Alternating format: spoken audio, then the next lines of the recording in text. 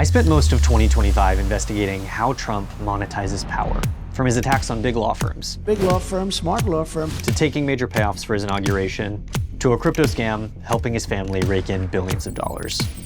Every time I think I'm done with these stories, I get pulled back in. Today, I want to show you one of the most important and least understood mechanisms that he uses to do it. It involves these gold things on Trump's desk. That's a $130,000 gold bar and a gold Rolex desk clock. But it also involves a $5 million donation from an obscure meatpacking company. It involves American automakers and plastic bottlers and the biggest tech companies in the world.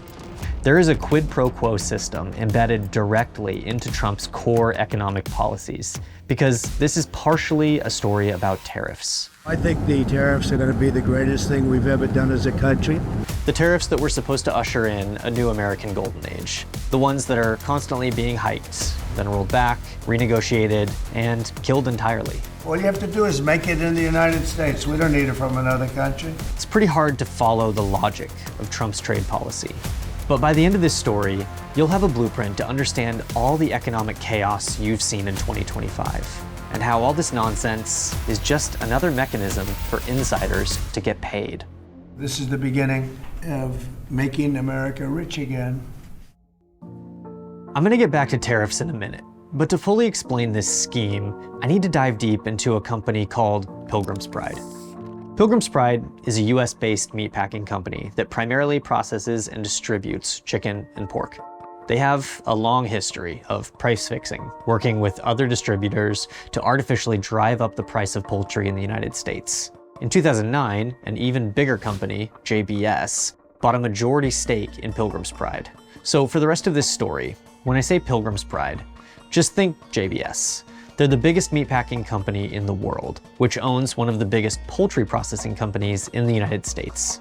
We're a very big country. We have a lot of beef. On January 2nd, 2025, Pilgrim's Pride donated $5 million to the Trump-Vance inaugural fund. It was their only political donation in over 20 years, and it was by far the largest they'd ever made. In fact, this was more than all the big tech companies donated, and it immediately set off alarm bells.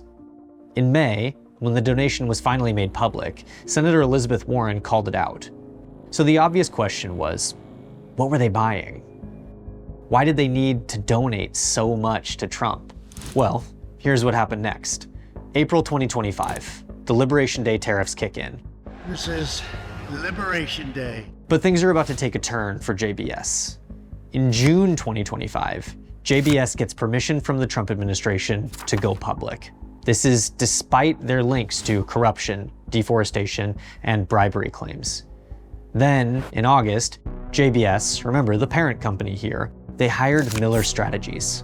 Miller Strategies is a MAGA-aligned lobbying firm that is staffed up with former Trump administration officials. They've got the inside line to Trump, the keys to the kingdom, and they're doing tons of business in 2025. Then, finally, in November, all of this work pays off for JBS.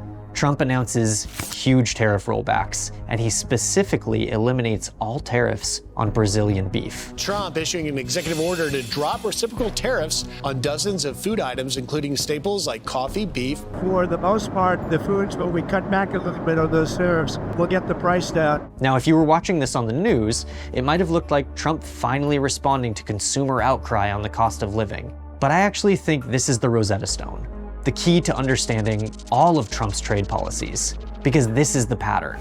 Threaten everyone with tariffs, extract payments from the few, and then quietly spare those who were loyal to you. And beef is really just the tip of the iceberg. So who else is buying US trade policy, and what are they getting? We'll be talking about other subjects like cars. Cars is going to be a very big one. Once you know the pattern, you really can't stop seeing it. Industries with concentrated power and political access get their exemptions. Everyone else gets uncertainty. Look at automakers, for example. I'm giving them a little bit of a break, right? It's called a little flexibility. When Trump took office, even before Liberation Day, he immediately started threatening tariffs. Canada, Mexico, steel, aluminum. places and products that are very important for making cars. Then a blanket 25% Liberation Day tariff on imported car parts threatened to ruin them. It's 25% without exceptions or exemptions, and that's all countries, no matter where it comes from, all countries. Even for cars that are assembled in the United States, a lot of the parts are shipped to auto plants in the US from other countries, meaning they were facing huge cost increases on almost every part. But the big automakers had already bought their insurance. The Ford people I know very well, what they're doing is negotiating with us. Ford and GM were both major Trump-Vance inaugural donors. They gave $1 million each and loaned the administration cars for celebrations. They bent the knee. So on April 2nd, Trump announced exemptions for US automakers, dropping the tariffs on most of their parts and their raw materials. Ford has really been a leader. They've done a great job. Liberation Day also came for big tech, just like everybody else. The sweeping tariffs would mean huge cost increases for these tech giants, who import almost all of their silicon computer chips from places like Taiwan and South Korea. But like the automakers, big tech had bought their insurance too. You probably saw their CEOs at Trump's inauguration, and most of them at this fawning dinner at the White House. Well, thanks for hosting us. I mean, this is quite a group to get together.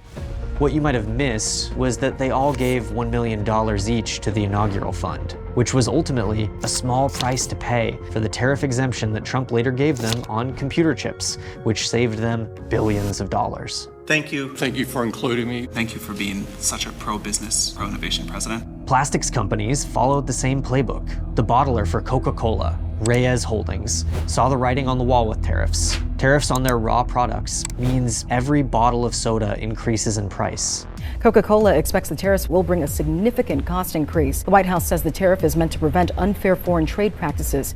Fortunately, Reyes Holdings is run by two brothers who were already Republican mega donors. So PET, the stuff used to make plastic bottles, falls off the list of tariff products.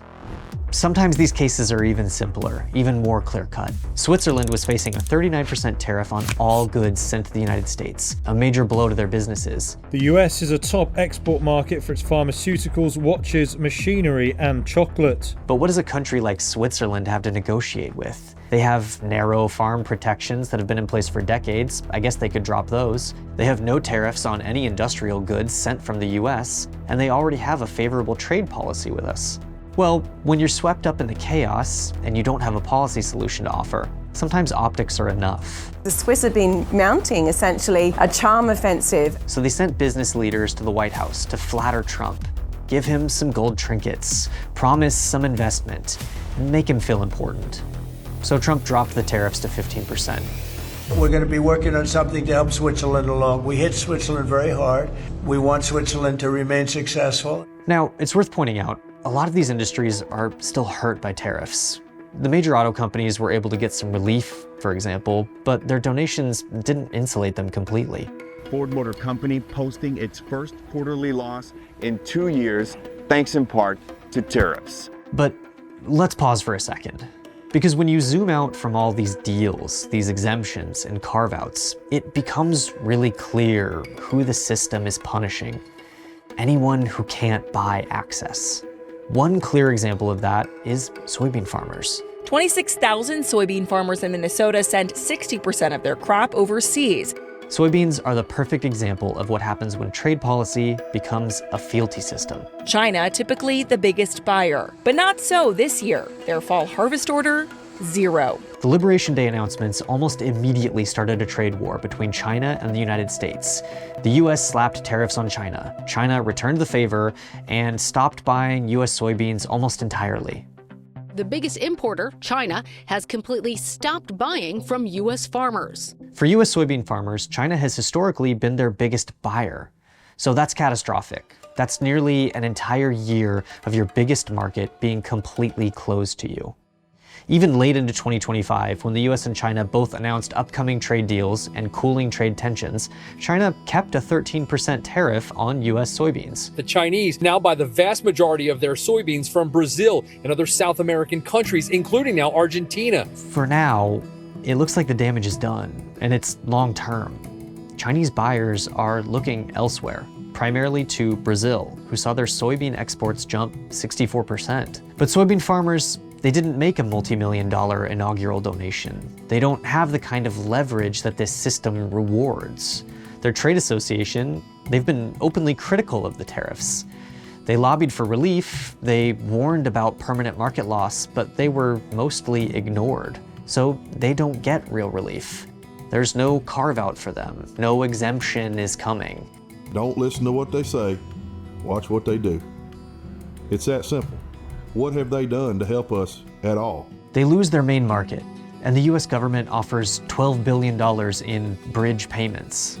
But considering farmers have lost up to $44 billion this year, that bridge isn't going to reach the other side. In a system like this, built on chaos, the people who can't pay for economic certainty are the ones who pay the price.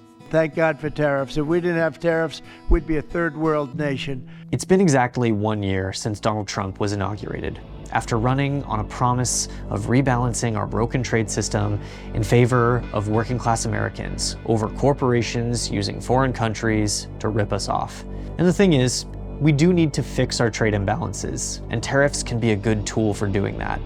My favorite word is tariff. But looking at this story, it's clear that he never intended for a serious approach to tariffs. So the question we should be asking ourselves is, what was his goal? The answer is clear when you see the pattern. Chaos creates opportunities to get paid. Relief only appears after money changes hands. We see it in donations, in pardons, and in tariffs. An entire government has been reorganized around one man's need for leverage and loyalty. Well, I may put a tariff on countries if they don't go along with Greenland, because we need Greenland for national security. And when you organize a government around one man's whims instead of the needs of the many, everyone loses in the process.